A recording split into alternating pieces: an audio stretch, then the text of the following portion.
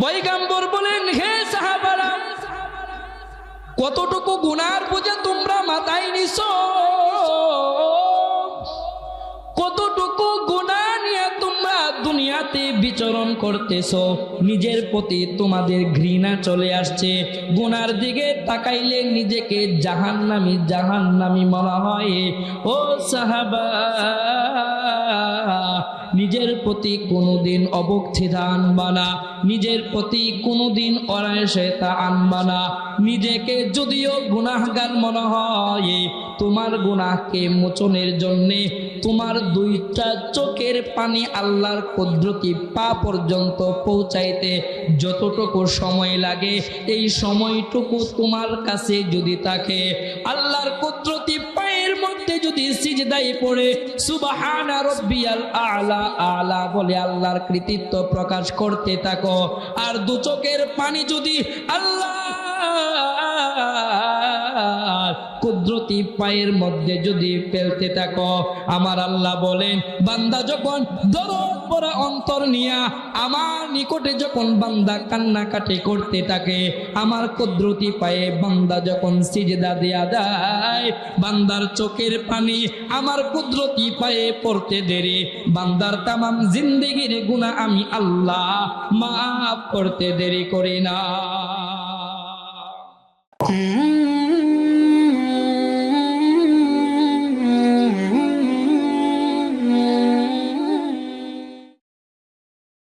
আমি শুধু সুখের দিনে শুকর আদায় করলাম, মাস শেষেই আমার ঘরে 50, 60, 70, 80 হাজার টাকা ইনকাম হয়, ইনকাম সোর্স। ভালো ভালো বাজার করি, ভালো ভালো খাবার খাই, সুখের দিনে আমি মালিকের শুকর আদায় করলাম। কিন্তু দুঃখের দিনে আমি মালিকের শুকর আদায় করি না। আমি যদি অসুস্থ হয়ে যাই, অসুস্থ হয়ে যাওয়ার পরে বলি, আল্লাহ কি শুধু আমারই দেখছে?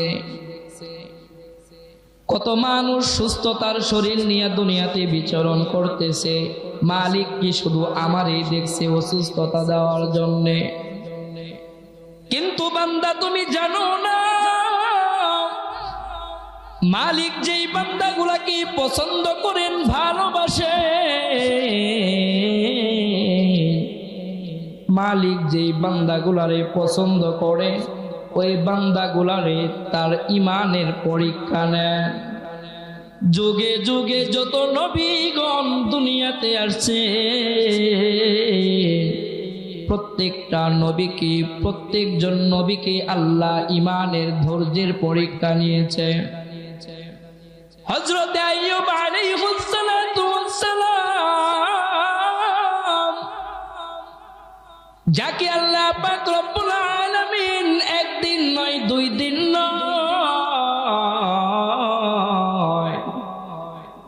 1 সপ্তাহ, 2 সপ্তাহ, 1 বছর, 2 বছর নয়, 18 বছর পর্যন্ত আল্লাহর এই প্যারা নবীকে আমার আল্লাহ পরীক্ষা নিয়েছিলেন। বলি সুবহানাল্লাহ। পরীক্ষার মধ্যে রেজাল্ট কি হয়েছিল?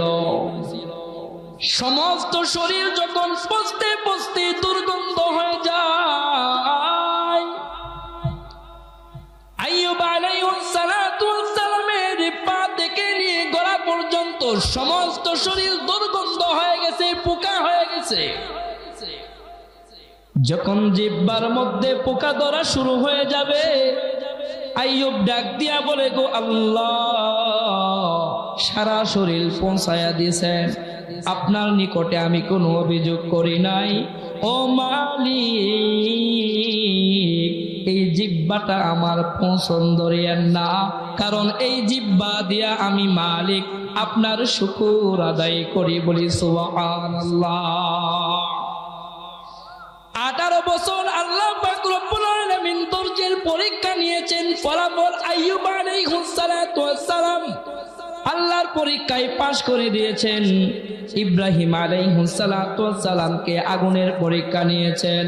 যুগে যুগে সমস্ত নবী রাসূলগণকে আল্লাহ ধৈর্যের পরীক্ষা নিয়েছেন। আমার আপনার নবী দু জাহানের সরদার, দু জাহানের কায়নাত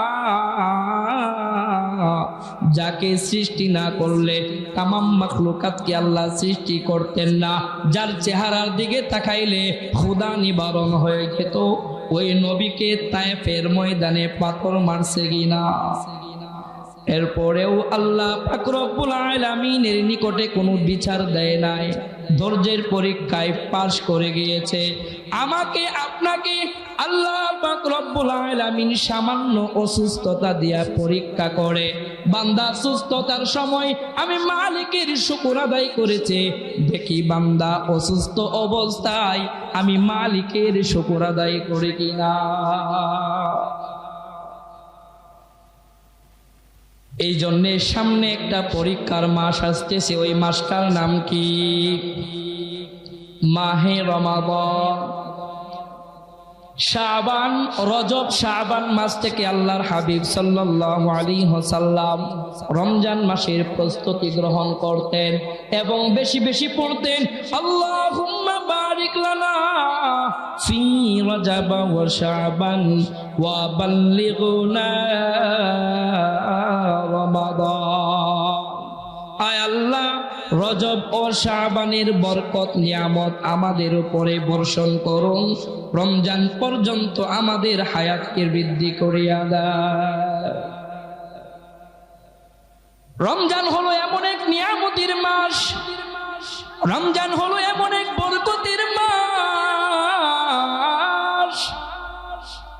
যে রমজান পাওয়ার জন্য সাহাবায়ে কেরামরা আকাঙ্ক্ষায় থাকতেন, যে রমজান মাসের জন্য সাহাবায়ে কেরামরা অপেক্ষায় থাকতেন। রমজান এমন এক বরকতের মাস, রমজান এমন এক রহমত মাগফিরাত নাজাতের মাস। হে মুমিন, রমজান আপনার জন্য কি নিয়ে আসতেছে? রমজান মুমিন তোমার জন্য কি নিয়ে আসতেছে? আরে মুমিন, রমজান ব্যতীত আজকেও যে আপনি এশারের নামাজ আদায় করছেন, এশারের 4 রাকাত ফরজ নামাজ যে আপনি আদায় করছেন, একটা ফরজ আপনি আদায় করছেন, একটা ফরজের সওয়াব আপনার আমল নামায় দেওয়া হবে। আর রমজান মাসে মুমিন, তুমি যদি একটা নফল ইবাদত করো, অন্য মাসের একটা ফরজের সওয়াব তোমার আমল নামায় দিয়া দিবে। রমজান কতটুকু নিয়ামত নিয়ে তোমার সামনে আসতেছে। রমজানের কদর যদি মানুষ বুঝতো, রমজানের হিকমত যদি মানুষ বুঝতো, এই মাসটাকে তারা যত্ন করে প্রত্যেকটা সেকেন্ডের সময় তারা হিসাব করত। এই জন্য আল্লাহর হাবিব সাহাবায়ে কেরামদেরকে বলেন, হে সাহাবারা, রমজান মাস আসতেছে, রমজান মাসে তোমরা দুনিয়াদারির সমস্ত কাজকর্মকে তোমরা কমায়া দাও, রমজান মাসে ইবাদতের মাত্রাকে তুমি বাড়ায়া দাও। রমজান মাসের প্রত্যেকটা সেকেন্ড তোমার জন্য নিয়ামত। কারণ এই রমজান মাস পাইয়া যদি কোনো মুমিন, যদি কোনো মুত্তাকিন, যদি কোনো মুসলমান তার গুনাহকে মাফ করাইতে না পারে, আসমানের নিচে জমিনের উপরে এই বান্দার মতো হতবাগা দুর্বাগা আর কেউ হতে পারে না। রমজানের ওই রোজা রাখো, রমজানের ওই রোজা রাখো, গুনাহ যাবে জড়িয়া। এলো রমজান রহমত লইয়া, এলো রমজান মাগফিরাত লইয়া। রমজানের ওই রোজা রাখো, রমজানের ওই রোজা রাখো, গুনাহ যাবে জড়িয়া। এলো রমজান রহমত লইয়া, এলো রমজান মাগফিরাত লইয়া। পবিত্র এই রমজান মাসে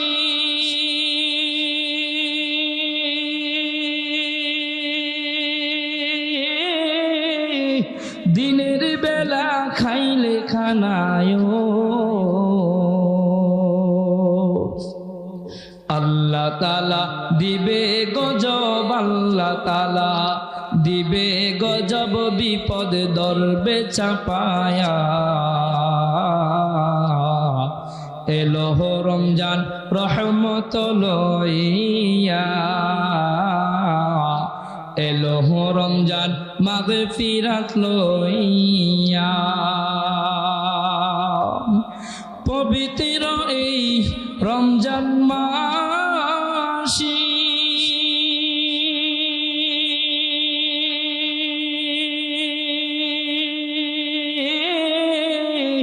ভোররাতে সেহরি খাইলেও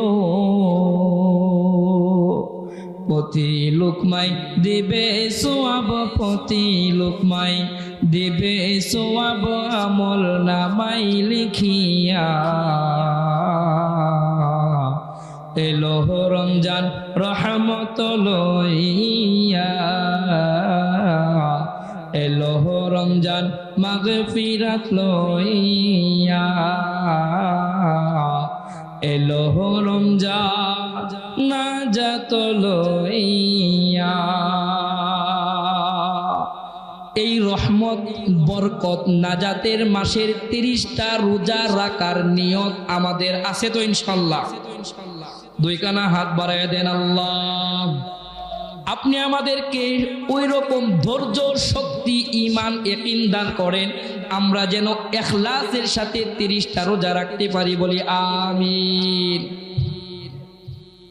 তো বলতেছিলাম রমজান মাস আমার আপনার জন্য একটা হাদিয়া, রমজান মাস আমার আপনার জন্য একটা গিফট।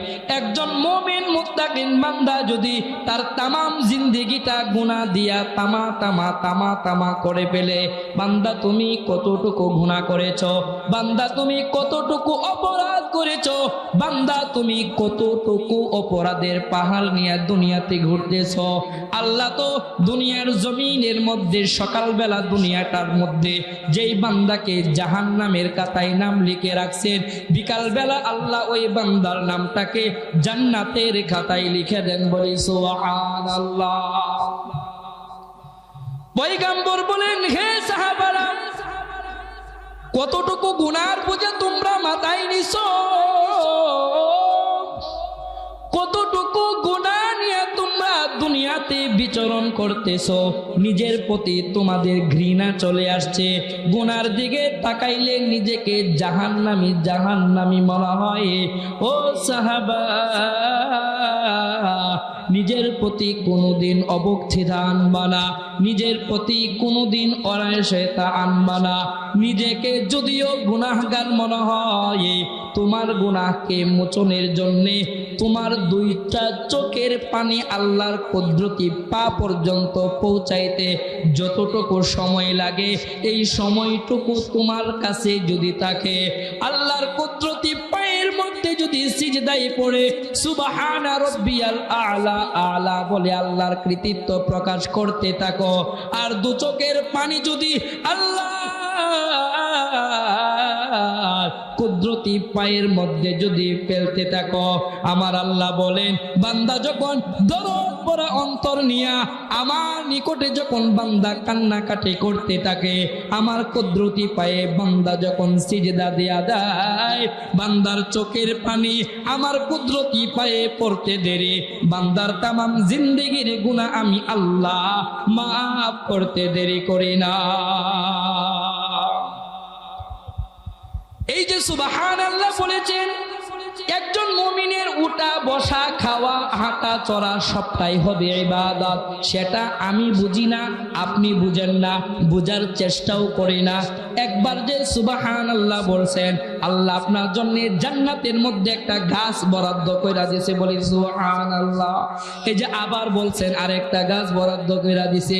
এইভাবে যতবার সুবহানাল্লাহ সুবহানাল্লাহ সুবহানাল্লাহ বলতে থাকবেন, আল্লাহ এক একটা গাছ জান্নাতের মধ্যে বরাদ্দ করে দিবে।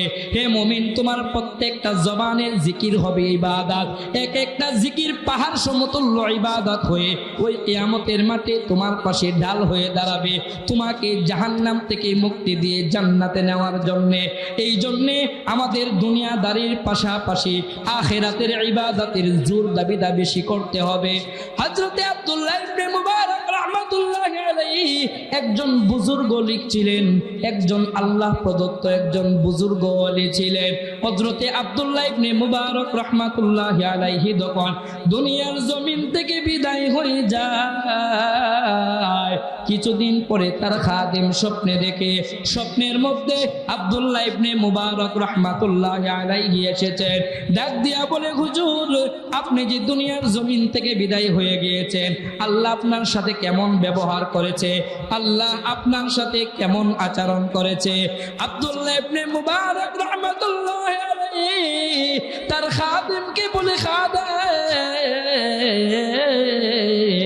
আল্লাহ আপনার সাথে আমার সাথে খুব ভালো ব্যবহার করেছে, খুব নমনীয়তার ব্যবহার করেছে। আল্লাহ আমার কৃতকর্মের জন্য আল্লাহ আমাকে তার তৈরি সুন্দর জান্নাত দান করেছে। বলি সুবহানাল্লাহ। কিন্তু খাদেম, আমার আফসোস, আমার মালিক যে আমাকে জান্নাত দান করেছেন, এ খাদেম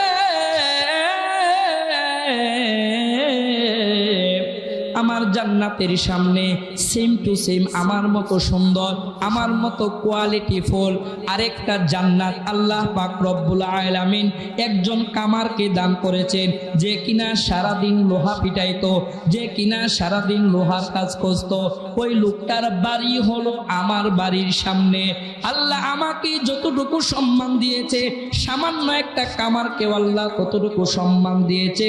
অথচ আমি দুনিয়ার মধ্যে একজন মুহাক্কিক লোক ছিলাম, ওর তুলনায় আমার ইবাদত আমলটা বেশি ছিল। খাদেমের যখন ঘুম ভেঙে যায়, খাদেম দৌড়তে দৌড়তে দৌড়তে দৌড়তে আব্দুল্লাহ ইবনে মুবারক রাহমাতুল্লাহি আলাইহি বাড়ির সামনে খামারের বাড়িতে চলে গেলেন। দরজার মধ্যে টোকা দিয়া বলেন, আসুনি কি কেউ? কাক দিয়া বলে, কেউ ঘরে আসুনি। কামারের স্ত্রী বলে, আপনি খেয়ে গো, আমি অমুক। কিসের জন্য আসছেন? আপনার স্বামী দুনিয়া থেকে বিদায় হয়ে গিয়েছে। হ্যাঁ, আমার স্বামী দুনিয়ার জমিন থেকে বিদায় হয়ে গিয়েছে। তাহলে আপনি বলেন, আপনার স্বামী কি এমন ইবাদত করতো? আমার জানতে বড় ইচ্ছে হইতেছে। কামারের স্ত্রী বলেন, ও ভাই, আমার স্বামী তেমন কোনো আমল করতো না, তেমন কোনো ইবাদত করতো না। সারাদিন লোহার কাজ নিয়ে ব্যস্ত থাকতো। কিন্তু আমি আমার স্বামীর মধ্যে 2-3টা গুণ দেখেছি। কি গুণ দেখছেন বলেন না? আমি আমার স্বামীকে দেখেছি, আমার স্বামী যদিও সারাদিন পরিশ্রম করত, লোহার কাজ করত, যখনই শুনতো আল্লাহু আকবারের আজানের ধ্বনি হয়ে গেছে, আমার স্বামী সঙ্গে সঙ্গে তার কাজকর্ম করে ফেলে সঙ্গে সঙ্গে নামাজ আদায় করার জন্য মসজিদে চলে যেতে। আজানের ধ্বনি শোনার সঙ্গে সঙ্গে মসজিদে চলে যেতেন। আমি এমনও দেখেছি, 1 দিরহাম নিয়ে এক লোক আমার স্বামীর নিকটে জিনিস ক্রয় করার জন্য এসেছে। আজান হয়ে গেছে, কাস্টমার পিছনে পেলে কাস্টমার রেখে নামাজে চলে গেছে। একটা গুণ। নাম্বার 2, আমার স্বামী যখন সারাদিন কাজ করে ঘরের ভিতরে চলে আসতো, আমার বাড়ির সামনে একজন বুজুর্গ লোক হযরতে আব্দুল্লাহ ইবনে মুবারক রাহমাতুল্লাহি আলাইহি একজন মুহাক্কিক আলেম বুজুর্গ লোক, তাকায় তাকায় দেখতো লোকটা সারা রাত্রভর আল্লাহর ইবাদতের মধ্যে মগ্ন থাকতো, সারা রাত্রভর তাহাজ্জুদের নামাজ পড়তো, জিকির আজকার করতো। আমার স্বামী সারাদিন কষ্ট করতো, এত রাত্র পর্যন্ত জাগিয়া নামাজ পড়তে পারতো না। কিন্তু আমি তাকায় তাকায় দেখতাম আমার স্বামী ওই বুজুর্গ লোকের বাড়ির দিকে তাকায়া থাকতেন আর কান্নাকাটি করতেন, আর দোকানে হাত বাড়ায়া আমার মালিকের নিকটে আফসোস করতেন আর বলতেন, আল্লাহ, গরিব বানাইছো, দরিদ্র বানাইছো, সারাদিন কষ্টের কাম করে আপনাকে সঠিকভাবে ডাকতে পারে না। কত মানুষ রাত্র জাগরণ করিয়া মালিক তোমার সাথে প্রেম ভালোবাসায় মগ্ন হয়ে যায়, আমার শরীর ক্লান্ত হয়ে যায়, আপনাকে আমি ডাকার মতো ডাকতে পারি না, রাত্র জাগরণ করিয়া আপনার ইবাদত করতে পারি না। আফসোস করতে বলছে আমার স্বামী আফসোস করতে করতে ঘুমায়া যাইতেন, এই আফসোস করতে আমি দেখেছি। ওই খাদেম ডাক দিয়ে বলে, ও কামারের স্ত্রী, এই আফসোসের জন্য আল্লাহ পাক রব্বুল আলামিন আপনার স্বামীকে জান্নাত দান করেছেন, বলি সুবহানাল্লাহ। শুধু তাই না গো, ও কামারের স্ত্রী, আল্লাহ পাক রব্বুল আলামিন আপনার স্বামীকে কোনো সামান্য জান্নাত দান করেন নাই। আল্লাহ আপনার স্বামীকে আব্দুল্লাহ ইবনে মুবারক রাহমাতুল্লাহি আলাইহিকে যত সম্মানের জান্নাত দিয়েছেন, সমতুল্য জান্নাত আপনার স্বামীকেও আল্লাহ দান করেছেন, বলি সুবহানাল্লাহ। এই জন্য এর মুস্তারাম ভাই, এ মুরব্বি বাবারা, শুধু ইবাদত করলে হবে না, আফসোস রাখতে হবে। দুনিয়াতে মালের জন্যে, বাড়ি গাড়ির জন্যে, সম্পদের জন্যে আফসোস করে অমুকে 10 কাঠাকে কিনেছে, অমুকে একটা বাড়ি বানাইছে, আমিও তার থেকে বেশি বানাই, এরকম বেশি বাড়ি বানাইবো, বেশি জমি কিনবো, গাড়ি বাড়ির মালিক হব। সম্পত্তির দিক দিয়ে আমরা এরকম প্রতিযোগিতা করি, সম্পত্তি বাড়ানোর জন্য আমরা পাগল হয়ে যাই। কিন্তু বান্দা, তোমাকে আমাকে দুনিয়াতে সম্পত্তি বাড়ানোর জন্য পাঠাই নাই, সামান্য একটা মুসাফির বানায়া পাঠাইছে। 50, 60, 70 বছরের সামান্য জিন্দেগি দিয়া আপনাকে আমাকে দুনিয়ার জমিনে পাঠাইছে, দুনিয়া কামাই করার জন্য নয়। আপনার দাদা কোথায় গেছে, আপনার বাবা কোথায় গেছে? আপনি তো এক সময় টকবকে একটা যুবক ছিলেন, আপনার শরীরের রং সুন্দর ছিল, শরীরে পর্যাপ্ত পরিমাণ শক্তি ছিল, যৌবন ছিল, সব জায়গার ভিতরে ক্ষমতার পাওয়ার ছিল। সময়ের ব্যবধানে আপনার দাড়িগুলো সাদা হয়ে গেছে, শরীরের চামড়াগুলো কুচ হয়ে গেছে। একদিন মৃত্যুর দুয়ারের জন্য তাসবিহ নিয়ে জিকির করতে হবে। অতএব আল্লাহ পাক রব্বুল আলামিন সামান্য যে মুসাফিরখানার মধ্যে আপনাকে পাঠাইছে, দুনিয়ার জন্য প্রতিযোগিতা করে লাভ নাই, জান্নাতের পিছনে প্রতিযোগিতা করতে হবে। আবু বকর কেমনে প্রতিযোগিতা করেছেন, ওমর কেমনে প্রতিযোগিতা করেছেন? আরে আবু বকর রাদিয়াল্লাহু তাআলা আনহু যদি 4 রাকাত নামাজ পড়তেন, ওমর বলেন আবু বকর 4 রাকাত পড়ছে, আমি 6 রাকাত পড়ব। উসমান বলে আবু বকর 6 রাকাত পড়েছে, ওমর 6 রাকাত পড়েছে, আমি 8 রাকাত পড়ব। আলী বলবে আমি 10 রাকাত পড়ব। সাহাবায়ে কেরামরা জান্নাতের সার্টিফিকেট প্রাপ্ত, এরপরেও তারা আখিরাত কেমনে কামাই করবে ইবাদত নিয়ে প্রতিযোগিতা করত। আমরা দুনিয়া নিয়ে প্রতিযোগিতা করি। অতএব আজকে এই জান্নাতের বাগান থেকে আমাদেরকে ওয়াদা করতে হবে, আল্লাহ বাকি জিন্দেগিটুকু যতদিন দুনিয়ার জমিনে হায়াতে রাখছেন, দুনিয়া নিয়ে আর চিন্তা করব না, আখিরাত কেমনে কামাইতে পারি, জান্নাতের কেমনে একজন বাসিন্দা আমি হতে পারি, এই জান্নাত ইবাদত নিয়ে আমরা প্রতিযোগিতা করব। আল্লাহর কাছে 2 কানা হাত বাড়ায়া দেন, বলি আল্লাহ আজকে থেকে যতদিন দুনিয়াতে থাকবো, আল্লাহ দুনিয়ার কোনো মায়া নাই, মোহব্বত নাই, আজকে থেকে দুনিয়ার পাশাপাশি সর্বপ্রথম জান্নাত কামাই করার চেষ্টা করব, বলি ইনশাআল্লাহ। অতএব সময় কম, হুজুর চলে আসছে, আজকে থেকে আমরা ওয়াদা করব যে অতীতের যেই সময়টা আমরা চলে গিয়েছে, এই সময়টুকু আমরা আল্লাহর দরবারে ইস্তিগফার এরকম দোয়া পড়ব, আল্লাহ নিকটে আমরা তওবা করব, এবং সামনে রমজান মাসকে আমার আপনার জীবনের জন্য একটা সুন্দর ভবিষ্যতের জন্য, ভবিষ্যৎ হলো আখিরাত, যেন আখিরাতের একজন বাসিন্দা হয়ে দুনিয়া থেকে একজন পাক্কা ইমানদার হয়ে যেন কবরে যেতে পারি। আল্লাহ আমাকে আপনাকে সমস্ত উম্মতি মুহাম্মাদিকে সেই ইয়াকিন, ঈমান, ইখলাস দান করেন, বলি আমিন। ওয়া আখিরি দাওয়ানা আলহামদুলিল্লাহি রাব্বিল আলামিন।